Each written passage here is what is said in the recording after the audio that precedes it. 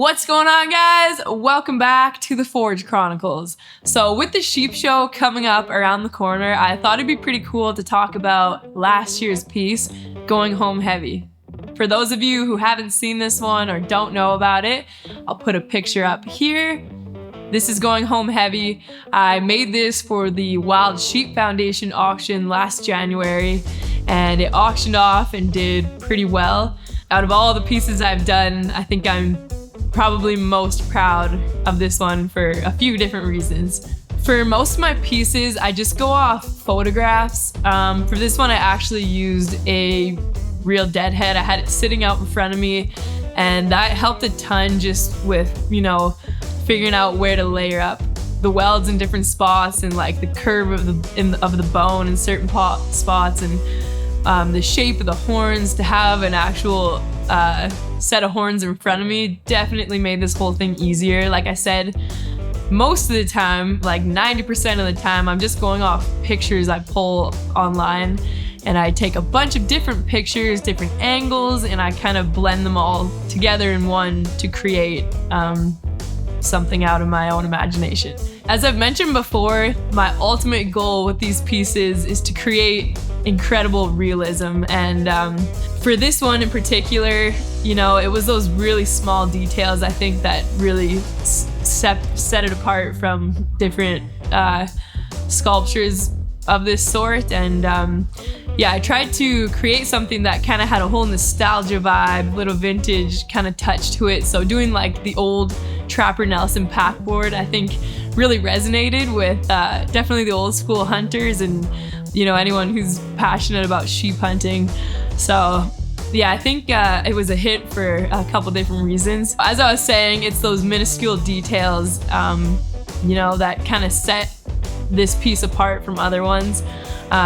So for example, I used steel rope, and instead of just tying it together in any willy-nilly way, I actually went, did some research on different knots, and I looked at a ton of different old packboards that had deadheads tied onto them, and I tried to imitate an actual knot pattern that would have been used in the real world to carry this set of horns down the mountain. So those little details aren't going to stand out to everyone, but like I said, for those old school hunters who might come by this piece, that's going to stand out to them. And I think it just really creates a different sort of enchantment and interest with the piece. So the skull actually came together pretty easily. I tried to use templates. Basically what I did is just eyeballed some templates. I got pretty decently accurate measurements on the skull, and then I just eyeballed a template, cut it out in steel.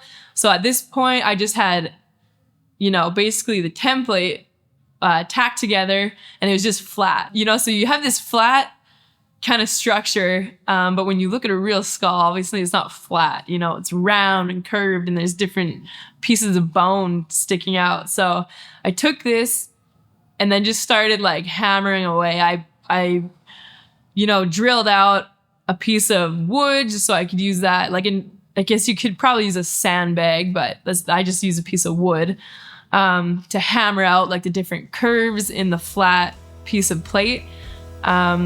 And then, again, I just eyeballed it kind of off of the real deadhead that I had sitting in front of me, building up the welds in different spots and grinding them down and just getting like the different little details in the skull.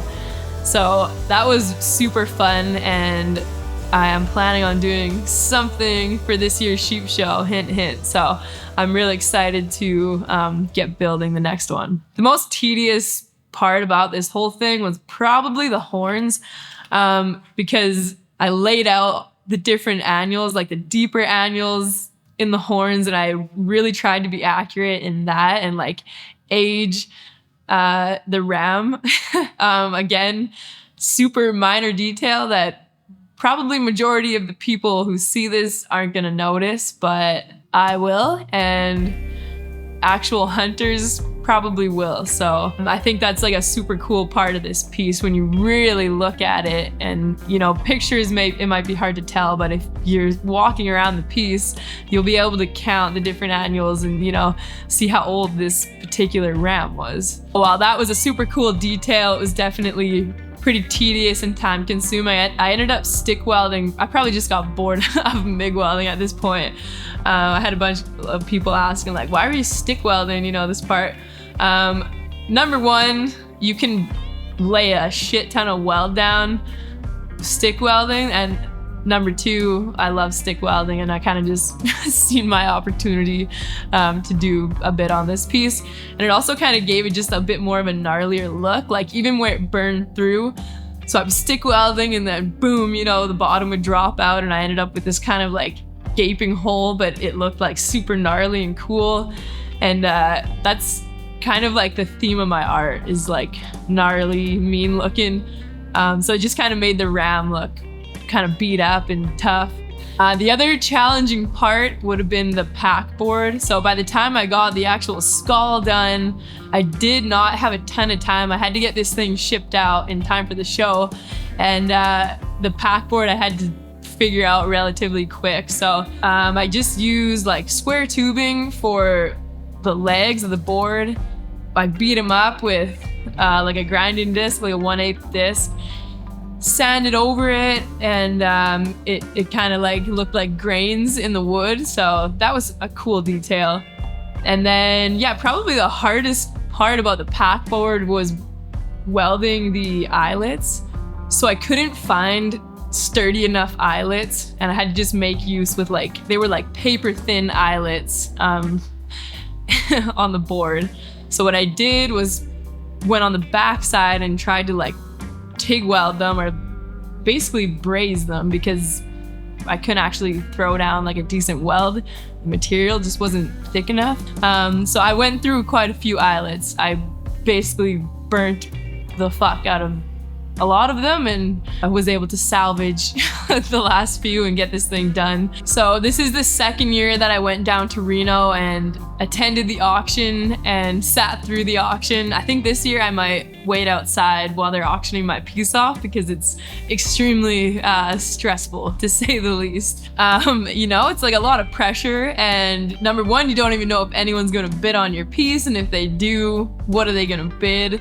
Are you gonna be giving it away and you just put all that work in, you know, and you want to like raise money for the cause, so you just hope people bid this thing up. It happened super fast, and I don't even remember like hearing the numbers, but I think my mom was filming as it was happening. Now we're going down to get 42.5. Call in and done. I sold it right there, 40,000.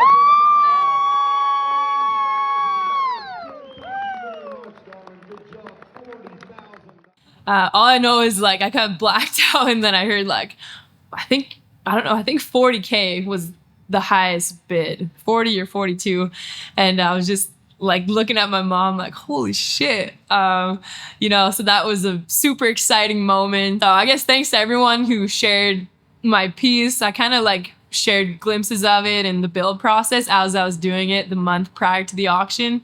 But it's, you know, thanks to everyone for putting it out there, and, you know, because it's an online bid too. And I think the highest bidder actually found me from my Instagram account. So like every time you guys share these videos of mine, it helps get my name out there. So like I said, I'll be building another one for this year, so stay tuned. I'll be sharing that whole process on here as well.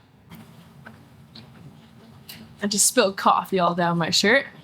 Well, that's a wrap. Thank you guys for tuning in to this week's episode.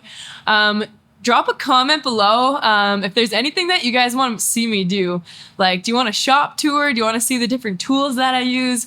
If you have questions about the process, I might do a Q&A on Instagram and then roll it into a video on here. I think that could be interesting. But yeah, I'm new to the YouTube thing. So like I said, if you guys want to see anything in particular here, let me know and we'll see what we can do. But other than that, thanks for watching. Make sure you like, subscribe to the channel, and we'll catch you next week.